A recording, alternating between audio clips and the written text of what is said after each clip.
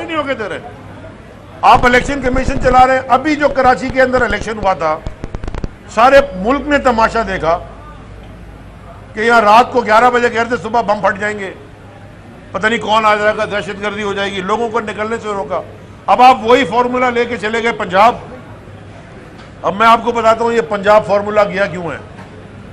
क्योंकि जो मोहसिन नकवी है, जिसने ना अपने नाम मोहसिन की लाज रखी, ना नकवी सैयद होने की लाज रखी, वो आसिफ जरदारी कहता है मेरा मुंह बोला बेटा है, और ये आसिफ जरदारी को अपना मुंह बोला वालिद मांगता है। पहले तो इसी पे शक हो जाना चाहिए ना किसी को कि जो शख्स भी हो दुनिया में, मजबूरी में उसके बच्चे उसको अपना मुंह बोला बाप नहीं बोलते। वो जो शख्स वो खुद ही कह रहा है कि मेरा मुंह बोला बाप है। इस आदमी को अगर आपने अपना मुंह बोला बाप बनाया, जो पाकिस्तान का सबसे बड़ा डाकू, सबसे बड़ा क्रिमिनल, कातिल, यानी कि उसके अपने खानदान में बीवी के पूछ लें, मरूम बेनजीर भुट्टो शहीद की, उनकी अपनी भतीजी से पूछ लें कि तुम्हारे वालिद मीर मुर्तजा भुट्टो को किसने कत्ल किया था, वो हाथ खड़ा करके बोलेंगे आसिफ जरदारी ने। जो मीडिया के लोगों के साथ यहां हो रहा है, जो सिंध की आम आवाम के साथ उसने 15 साल से किया है, वो मोहसिन नकवी का मुंह बोला बाप है। तो ये अपने मुंह बोले बाप की पॉलिसी पंजाब में भी लेके आ गया है, लेकिन ये मुल्क भी बदल गया है, ये वक्त भी बदल गया है, ये दुनिया भी बदल गई है, और पाकिस्तान को एक ऐसा निडर लीडर भी मिल गया है जो इनके इस अहमकाना फैसलों से, धमकियों से, केसेस से डरता नहीं है। जो आज खान साहब ने रैली डिले की, यानी कि आज की जगह कल कर दी, ये दोबारा इस बात का सबूत है।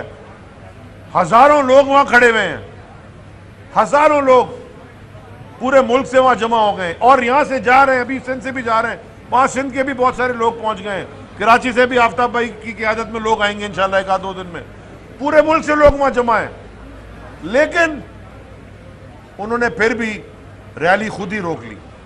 क्यों? क्योंकि वो खून खराबा नहीं चाहते।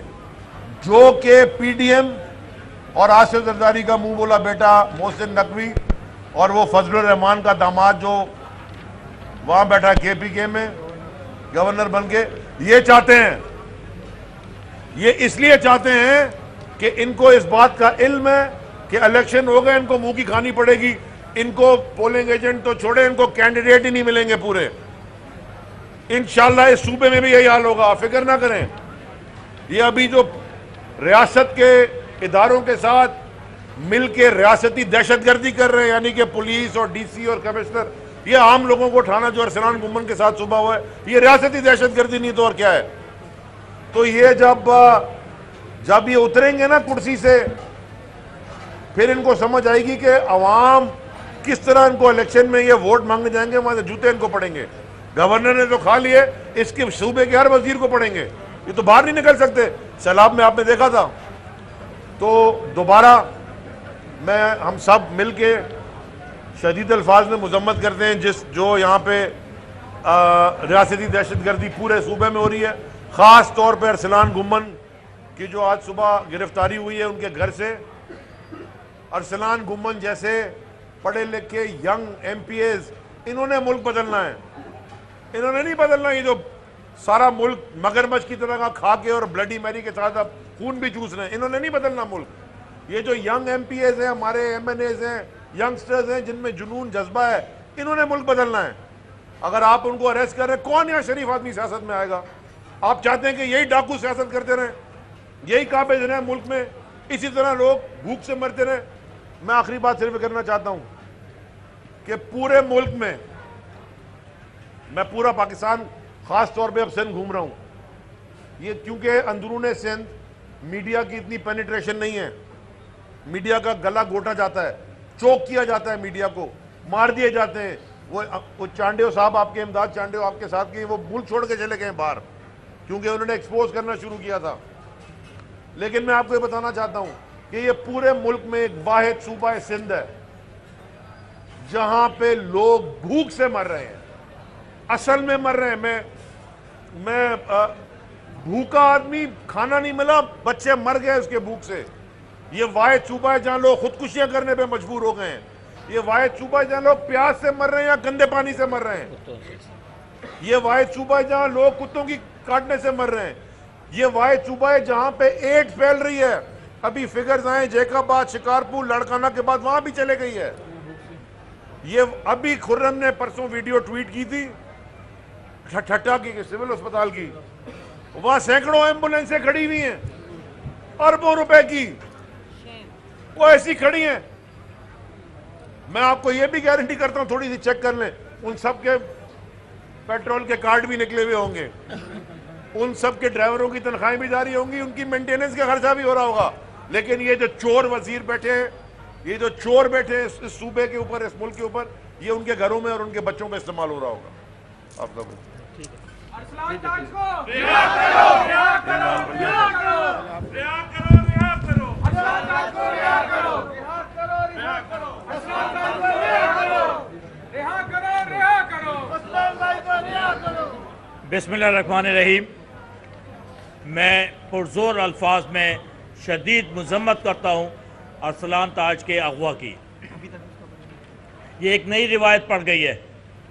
पहले गिरफ्तार किया जाता था, FIR होती थी, रिमांड होता था और उसके बाद गिरफ्तार किया जाता था। अब ये अगवा की रिवायत पड़ती चली जा रही है। ये मुल्क आगे बढ़ने के बजाय तबाही की तरफ गामजन है। आज सुबह 5:45 बजे अरसलान के घर पे दीवारें फलांग के, दरवाजे खिड़कियां तोड़ के और उसको अगवा करके ले गए। सुबह से हमारा लॉयर डिपार्टमेंट, हम सब पूरा टाउन, तमाम कराची के हर थाने में गए हैं। हर थाने में जाके हमने मालूमात की हैं कि अरसलान ताज कहाँ है। अगर अरसलान ने कोई कसूर भी किया है तो उसका तरीक़ेकार होता है। अगर आपने उसे गिरफ्तार करना है तो प्रॉपर तरीके से प्रोसीजर के तहत गिरफ्तार करें, हमें बताएं। हमें पता होना चाहिए अरसलान की ज़िंदगी को शदीद ख़तरा लाहक हैं।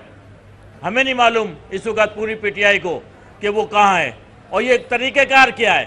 पूरी अवाम पाकिस्तान की ये पूछना चाहती है कि ये किस किस्म की घिनौनी हरकतें आप कब तक जारी और सारी रखेंगे। इससे आप अवाम की आवाज़ को नहीं दबा सकते। आपके खिलाफ नफरतें पैदा हो जाएंगी लोगों के दिलों में। ये जो PDM की हुकूमत जो ये हरकतें कर रही है और जो सिंध गवर्नमेंट जो ये हरकतें कर रही है, पुलिस के पास गए, SSP के पास गए, हमने IG को, DIG को, चीफ सेक्रेटरी को, सबको लेटर भेजे। हमने मजिस्ट्रेट के पास अपना पॉइंट ऑफ व्यू रिकॉर्ड कराया। किसी को नहीं मालूम ये कौन सा कानून है। इस कानून को तो ज़रा वाज़ेह कर दीजिए, आगे बता दीजिए किस कानून के तहत जो है हमारे लोगों को गिरफ्तार किया जा रहा है, अगवा किया जा रहा है और शहीद किया जा रहा है। जुल्म के ये ज़ाब्ते हम नहीं मानते। मेरे साथ इमरान के भाई और अरसलान के भाई इमरान बैठे हैं जो खुद आपको पूरा वाकया बताएंगे कि किस तरह उसको अगवा किया गया। ये रियासती दहशतगर्दी, ये रियासती दहशतगर्दी नहीं चलेगी, ये रियासती दहशतगर्दी नहीं चलेगी, नहीं चलेगी। आज सुबह 6:15 पे हमारे घर पे कुछ पुलिस के और वर्दी में और कुछ लोग बगैर वर्दी के, जिसमें 3 पुलिस की मोबाइलें, 3 पुलिस की और 3 प्राइवेट कार्स आई हैं। ना उन्होंने बेल बजाई है, ना दरवाज़ा बजाया है। घर के अंदर दीवार फैलांग के आए हैं। तो मेरी वालदा ऊपर नमाज के टाइम आई हैं तो टेरिस में, तो उन्होंने देखा कि हमारे नीचे लॉन के अंदर पुलिस के और वर्दी में और बगैर वर्दी के कुछ लोग, 10-12 लोग नीचे थे और कुछ अरसलान के अंदर, घर के अंदर दाखिल हो रहे थे। तो मेरी वालदा ने मुझे आके बताया कि ऐसे नीचे पुलिस है। तो जिस पे मैंने जाके देखा तो कुछ पुलिस वाले ऊपर हमारे पोर्शन में आ रहे थे। तो वालदा ने मेरी दरवाज़ा बंद कर दिया, तो उन्होंने दरवाजे को लाते मारी और जो गन थी उनकी वो गन भी मारी। तो फिर मैंने बोला गेट खोल दें, तो गेट खोला तो एक इंस्पेक्टर थे पुलिस के, उनके नेम प्लेट तो नहीं लगी हुई थी लेकिन उनके 3 स्टार्ट लगे हुए थे, फूल लगे हुए थे, इंस्पेक्टर थे। उनसे मैंने पूछा कि आप यहाँ क्यों आए, किसके लिए आए हैं। तो बोला हमें कोई इन्फॉर्मेशन है, हम किसी के ऑर्डर पे आए हैं और अरसलान ताज के लिए आए हैं। तो मैंने कहा वो तो अपने पोर्शन में होंगे घर पे। ये तो मेरा क्वेश्चन है। बोला अपना नाम बताया, मैंने अपना नाम बताया। बोला मुझे तलाशी लेनी है घर की। तो मैंने कहा मेरे घर में लेडीज़ हैं, अगर आपके लेडीज़ पुलिस है साथ आपके तो आप बिल्कुल आ जाए। सर्च वारंट है, सर्च वारंट का भी मना कर दिया। बोला ऊपर से ऑर्डर है। ये कौन सा ऊपर का ऑर्डर है? ना उनके पास वारंट है। हमारे घर में लेडीज़ हैं, ना लेडीज़ का ख्याल है, ना छोटे बच्चों का ख्याल है। मेरी वालदा हैं, वो हार्ट की पेशेंट है, शुगर की पेशेंट है, उनसे बदतमीज़ी की। मेरी वाइफ से बदतमीज़ी की। बच्चे सो रहे थे, उनको उठा दिया शोर करके। मुझसे बदतमीज़ी करी। मुझे बोला नीचे चलो और उसको बाहर निकालो। क्या वो कोई दहशतगर्द है? वो है कौन?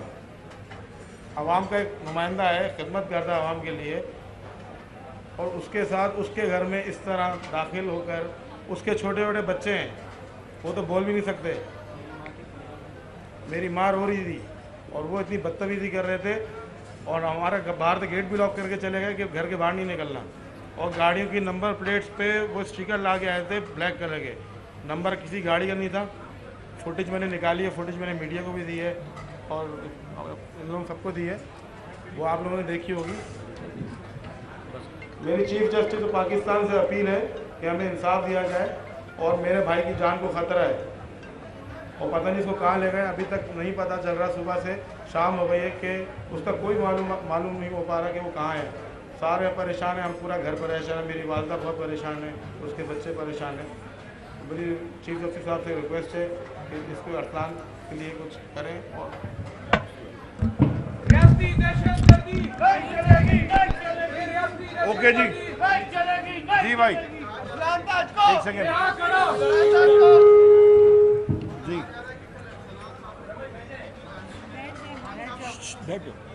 क्या कहा उन्होंने?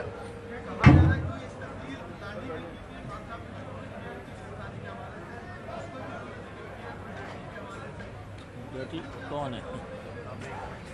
देखो भाई, अगर किसी ने तकरीर की, वो तकरीर करके, तो उस तकरीर में जुर्म क्या है?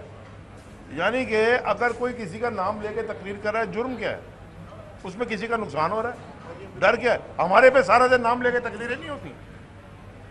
फेडरल मिनिस्टर थे हम, 22 ग्रेड से ऊपर होते हैं फेडरल मिनिस्टर। अगर पाकिस्तान की ब्लू बुक आप पढ़ लें, प्राइम मिनिस्टर के बाद फेडरल मिनिस्टर होता है, तो हमारे नाम ले लेके तकरीरें नहीं होती थी। तो क्या हम जाके वहाँ लोगों को क्या वो उठवा रहे थे, FIR कटवा रहे थे? राना सनाउल्लाह जो इस मुल्क का सबसे बड़ा बदमाश तो है ही, और एक मेजर जनरल साहब ने बैठ के टीवी के ऊपर कहा, आपके सामने मैं वो रख चुका हूं, कि जी हम पकड़ते हैं तो छोड़ते नहीं है, 95% हमारी रिकवरी है। DG ANF, DG anti narcotic force वर्दी में थे साहब, मेजर जनरल, जब पकड़ा गया ये, और वजीर भी साथ बैठे थे। वो शख्स आज इंटीरियर मिनिस्टर बन गया है, और लाइव टीवी शो में बैठ के, मैं फेडरल मिनिस्टर, मुझे कहता आपकी गाड़ी से भी निकल आएगा कुछ, हम हुकूमत में आएंगे तो हमने क्या FIR काटी? हम इसको देख के हंस रहे थे कि यार ये खुद ही अपने मुंह में ये खुद ही अपने लिए खड्डा खोद रहे हैं। तो क्या अरेस्ट करवा दिया? टीवी पे धमकी दे रहा था। सो देखें, अगर ये ट्रेंड इस मुल्क में रहा कि किसी के ऊपर तनकीद करें तो आपके ऊपर आपको अगवा कर लिया जाए, इसीलिए मैं कहता हूं ये रियासती दहशतगर्दी है।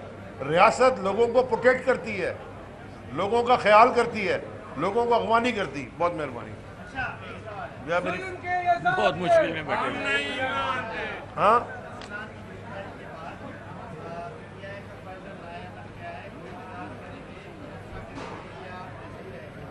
ये फैसला करेंगे कराची में क्या करना है इंशाल्लाह। सदर आफ्ताब सिद्दीकी साहब कराची के सारी मुशावरत करके, और हम उधर लाहौर से भी आपको भी आ जाएगी थोड़ी देर में इंफॉर्मेशन। Thank you.